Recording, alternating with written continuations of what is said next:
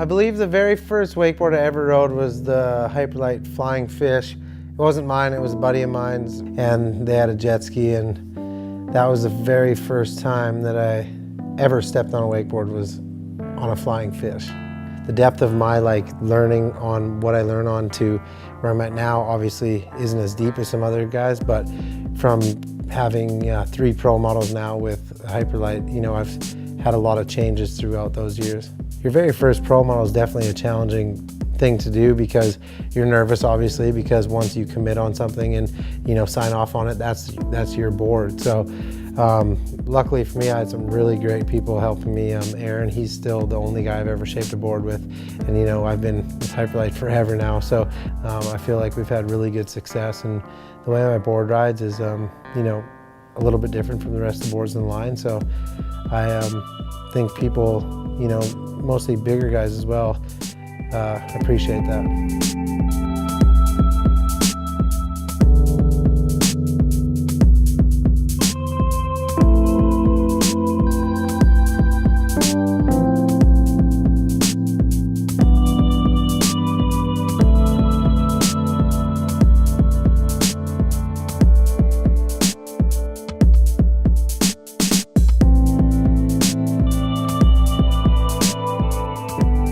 Technology since when I started riding has changed greatly. I started riding when I was 8 years old on my dad's 142, a really boxy, thin, skinny board, but huge.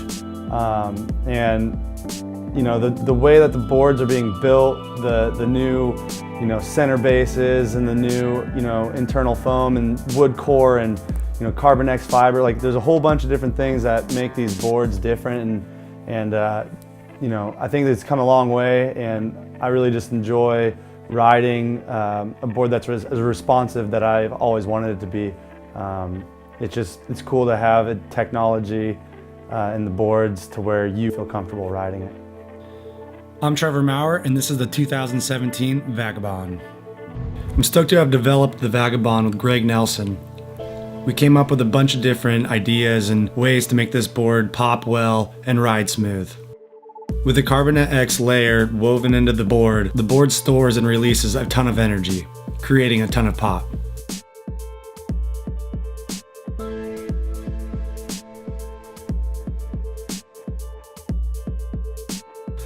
The thought process behind the Vagabond was a wide board creating more surface area for an easier ride.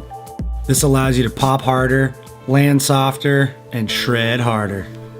The Vagabond was developed for a free rider and is always going to be a free rider's board.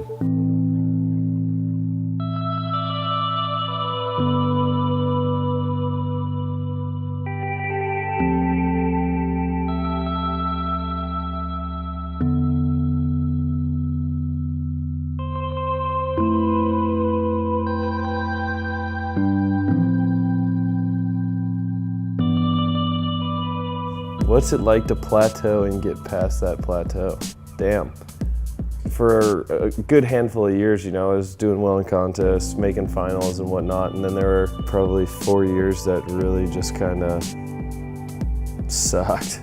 And I think I had too much pressure, so it kind of just made me crumble. And within the last 3 years, I just tried to turn my attitude around, just have more fun with it, not take it so serious, not training, actually just going out and having fun with the boys. And I think that whole mentality switch is what just changed my riding for the better.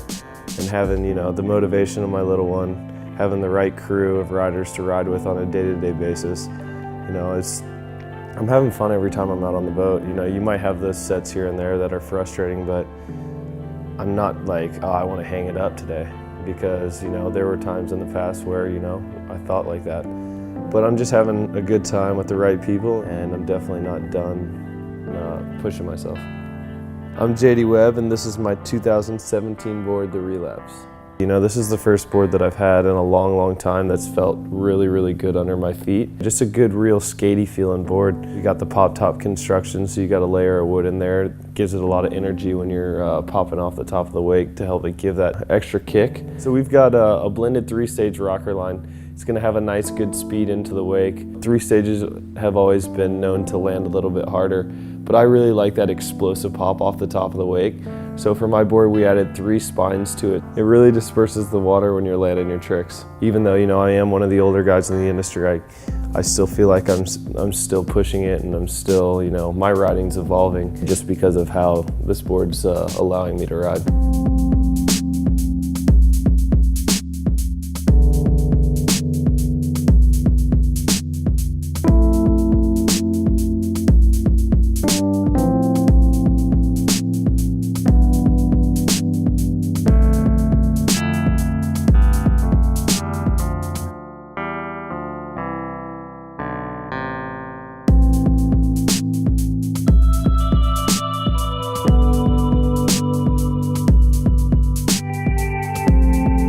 So when I got up on the Scurfer for the first time, which was the first wakeboard that I ever rode, I knew there was something different. I just felt this standing sideways had such a good rhythm to it. So over the last 20 years when I've shaped boards, I always try to capture a board that has good rhythm underneath me. Of course I want big air sometimes, and I want smooth landings and sliding around and have some features on there. But the way that we've changed our technology has allowed us to really match our rhythm in our rides, meaning when you carve on your heel side edge and roll over onto your toe side edge and initiating a turn, whether it's to do a wake jump or just slash the wake, I always want a board that goes in my rhythm, because I always like to go back to when I first got on the board and I felt for the first time when I rode that Scurfer what it felt like to stand sideways and carve around. I'm Sean Murray, and this is my 2017 Pro Model for Hyperlite, the Murray.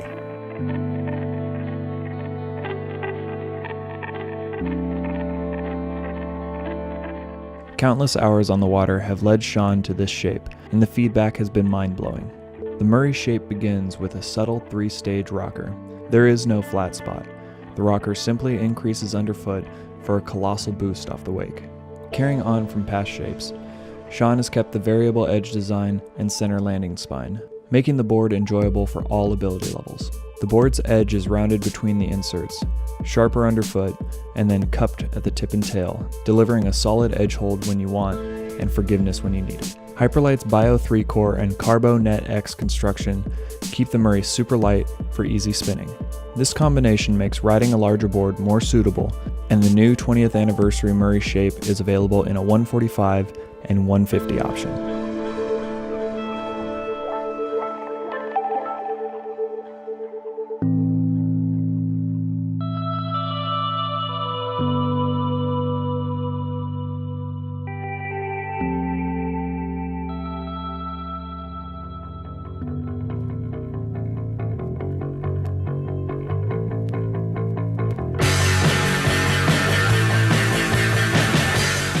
I started wakeboarding when I was like 7 years old, and I think the first board was like a HO, like directional, with mega surf fins and just sandal straps. So compared to that, things have come a long way, and I rode for other companies in the past, but now that I've been working with Butch, he's always got some creative ideas. Compared to back then when I first started, where it was just like a foam base with fiberglass on it, coming into wakeboarding, and now it's definitely a lot different in what we're putting inside the boards to give them more pop and have softer landings. And now we're starting to work with wood with my new park board. So there was a while there in wakeboarding where wakeboards were a little bit out of control and there was too much involved in them, and I think keeping it plainer and simpler the better. There was those mid-2000s where boards are pretty weird. I think we're on the right path. I think boards are all looking really good, and I think the simpler the better, so I think we're getting it figured out. I'm Brenton Priestley, and this is my all-new park board for 2017, the Slayer.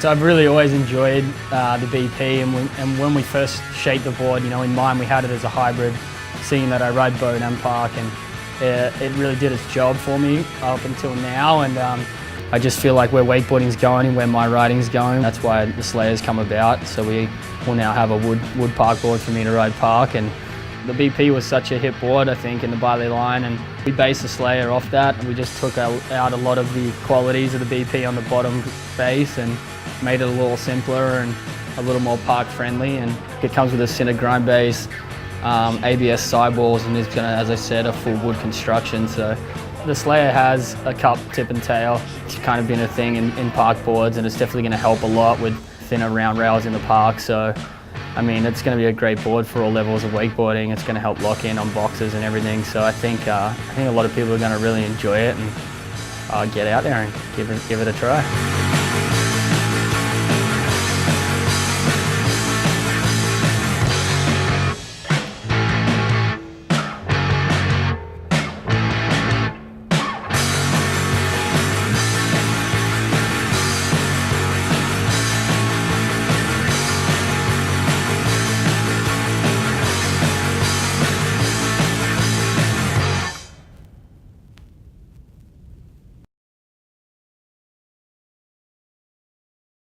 I think what inspires me is multiple things, especially working with you and especially photographers like Rod. It's when we're getting photo shoots or video shoots done, having motivation coming from the chase boat and having people know what they're doing and know what my riding can be like, and having input from everyone is inspirational just to get the job done. You know, just wakeboarding in general is like riding with the right people and keeping it fun, and that's why I ride everything. I hate just riding and focusing on one sort of thing, because if you're just riding boat all the time, I get bored as hell. So if I'm riding everything and having fun with each thing, then it keeps me more motivated. And I think at the end of the day, yeah, it's all about having fun in wakeboarding. So I don't really look up to anyone. I respect a lot of people, but I've always just wanted to be me. So I think trying to be someone else is not going to get you anywhere. I think if you find where you fit and do your thing, then it's going to be beneficial for yourself and for your career in wakeboarding. I'm Brenton Priestley, and this is my 2017 wakeboard, the BP. Brenton Priestley brought his creativity into the shaping room, designing his board to be super responsive and poppy behind the boat or at the cable. Utilizing Butch's carbon composite stringer construction, the BP can take a beating.